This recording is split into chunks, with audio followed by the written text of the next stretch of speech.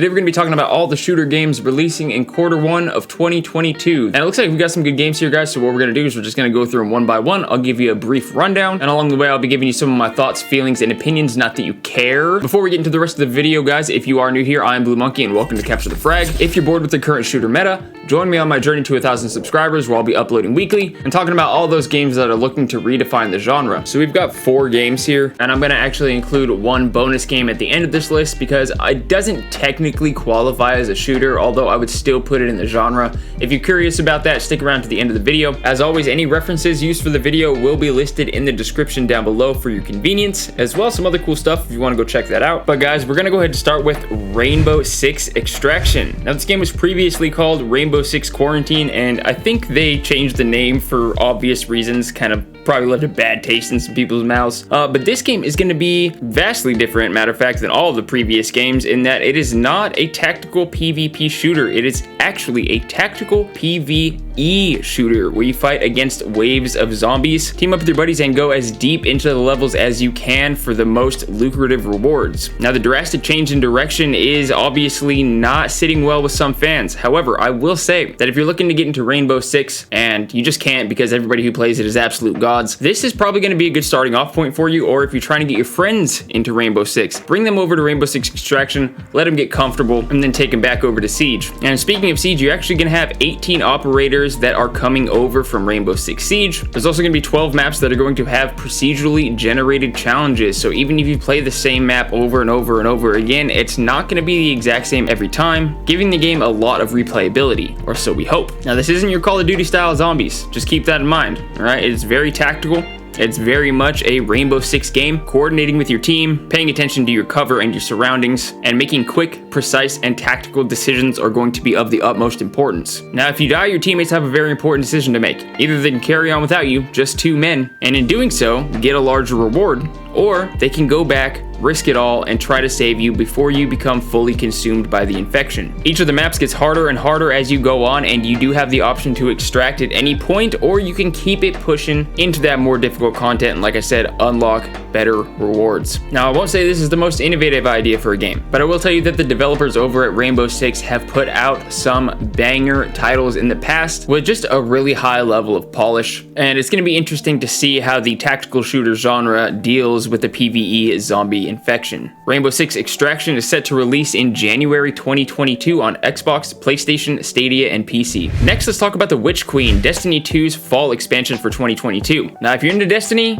you're probably super excited for this already, and if you're not, I'm telling you right now, it's going to be a good time to jump in. The expansion revolves around a hive alien goddess named Savathun, who's actually been pulling a lot of strings for years in the Destiny lore. Savathun has been the overarching threat that we've been hearing about through the shadows as we're playing the game, like I said, for the last few years of playing. If you don't know, Bungie has a sort of real-time storytelling system that they have going on where each week some new stuff's gonna happen, and it's kind of a living world type of dynamic. And the fact that Savathun is actually coming out in full force, this is huge. As far as actual content, there is gonna be a new raid. There are gonna be old raids returning, and they are in fact bringing something that I was just talking to my buddy about that I wish Destiny 2 had: campaign difficulty settings. So you're going to be able to turn that joker up for the top tier rewards before you even get into endgame, or if you want to revisit the campaign. They're also bringing in a new weapon crafting system, as well as a new weapon type called the glaive, which can actually only be crafted. And just another way that Bungie is innovating into the Destiny series, because we've never had a first person melee weapon before, and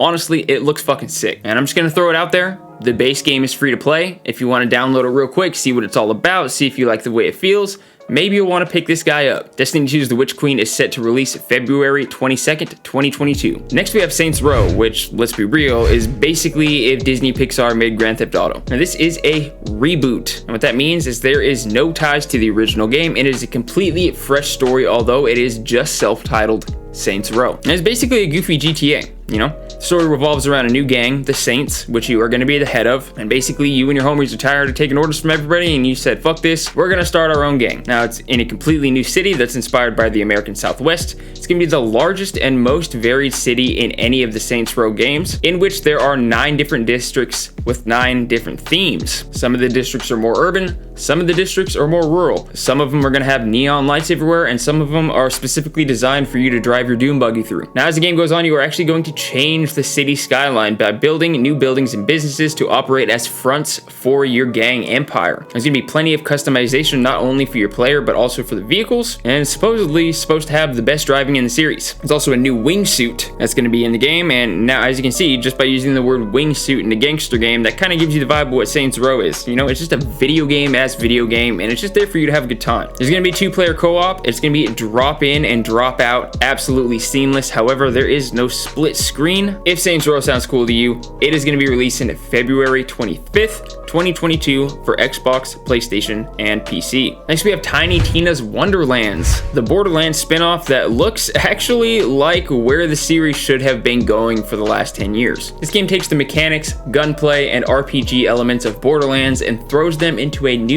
fantasy setting. Now, as far as the plot goes, you're basically playing an in-game version of Dungeons and Dragons, and your game master is this little crazy wild child named Tiny Tina. Now, in this game, they've actually given up grenades for spells, but don't worry, there will still be plenty of guns and all the randomized loot that your heart could ever desire. And in my opinion, with the aesthetic of the game, the mechanics of it, and kind of the tongue-in-cheek humor of it, I think that a fantasy setting is actually gonna fit better than the original Borderlands setting. Now, if you've played Borderlands before, you're very familiar with picking your character and then kitting them out. In Tiny Tina's Wonderlands, you're actually going to make your own character, and the character customization is basically unlimited. You're not tied into any one thing. You can be a tiny little female with a deep-ass voice. You can be a big-ass dude with a super high-pitched voice. You can have shark fins on your head. And there's even gonna be hybrid classes. Now, I don't think it's gonna be the original classes from the original Borderlands games. It's gonna be kind of worked more into this fantasy setting that they're going for. But either way, the freedom to play how you want to play and customize your character towards your play style is going to be unparalleled here in the Borderlands series. This is one that I'm really excited for, and one that I have been covering regular updates for on the channel. Guys, if you're looking forward to this game, consider dropping a sub down below. This and a bunch of other weird shooters that I'm covering right now. Check out the channel if you're interested.